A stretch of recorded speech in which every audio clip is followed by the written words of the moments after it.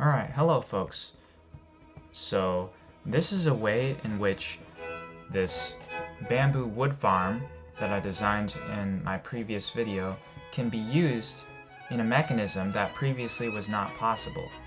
So, people have made videos on using other methods.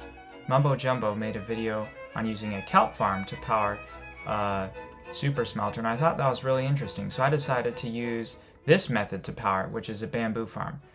Now, I did some redesigning of it, but I'm going to go over how this works. So, similar to last time, we have it all in a long layout with the flying machine going back and forth harvesting, and I still used hoppers, and here's the reason. I tried to use minecarts, which is what a lot of people suggested, and as I figured, it was really slow at collecting. I tried to put multiple minecarts, and they would end up colliding with each other, getting stuck, and just not doing a good job at all of collecting. They would collect good, but they wouldn't dispense into hoppers very good, and so it wasn't working out, and it was annoying. So I replaced it with all hoppers. And this is 400 hoppers to do this entire thing, so that's a lot less than the 2,000 hoppers that made up the other farm I had built. So this one's a lot smaller, but it still has a fairly impressive output rate. Every time this system crafts up wood blocks, they'll be dispensed and go up this bubble column, which is very satisfying, and into this chest minecart. Now you may say, well, what is this system here? What this does is it is basically a super slow redstone clock that basically counts up slowly until it triggers this observer and sends this minecart off. That gives it a chance to fill up with blocks so it can dispense a fairly even amount between the hoppers. The ones at the beginning tend to get more, but I think these are all filled up because I've let this thing AFK for a while I was building other things. And then the rest, of course, works like a normal super smelter. You have your minecart that goes back and forth, and this is not a very good super smelter. I just did this as a proof of concept. So let's see if this thing is gonna smelt some stuff.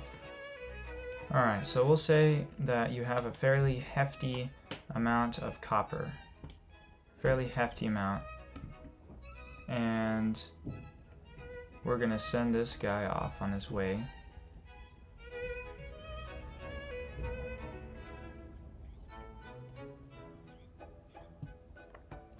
I don't think this farm can keep up with continuous use, like if you're just to run this thing with like a full chest or something, but it can do this amount no problem, especially since they have like a stack of fuel in here. So yeah. Oh, I'm sorry, this is from a previous test, so let me just get rid of this stuff. Alright, so this is all new here. So while that's working, we can look at the circuitry a little more closely. So I use the same system here. Powers up 9 blocks, 9 power levels to indicate that this thing is allowed to get completely full before it crafts a full block of bamboo, as you can see there. And then this observer detects it and sends a signal to this observer, which pulses. Then of course we go into this barrel and hopper, which goes into this one, which just continuously is powering with this redstone clock, and every time a block comes in here it just gets crafted. And then we have this little simple circuit that powers the dispenser every time a block goes in it.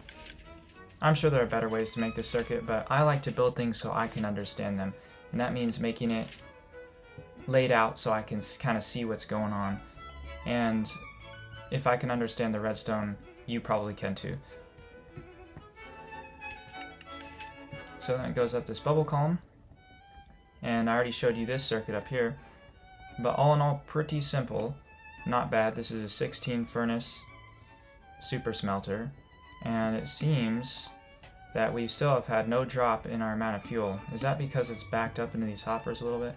Yeah, because I've let this thing run for a while, so it has fueled up quite a bit. So if you just let this thing run non-stop, these hoppers would eventually fill up all the way, and then you could just smelt all you wanted and they would slowly use up the fuel that's left in them. And of course, if you didn't want the farm to be running constantly because you're worried about getting too many items, you can just shut it off by flipping this lever. And then when the flying machine comes to stop, it will come to a stop. It will stay right here. And I'm going to leave it running for now. So yeah, there are many uses for an automatic wood farm. This is just one of them, and this design of course could be perfected, especially since my redstone is fairly bulky, but this is a good proof of concept. I hope you enjoyed this video. Thank you for watching, and I will see you next time.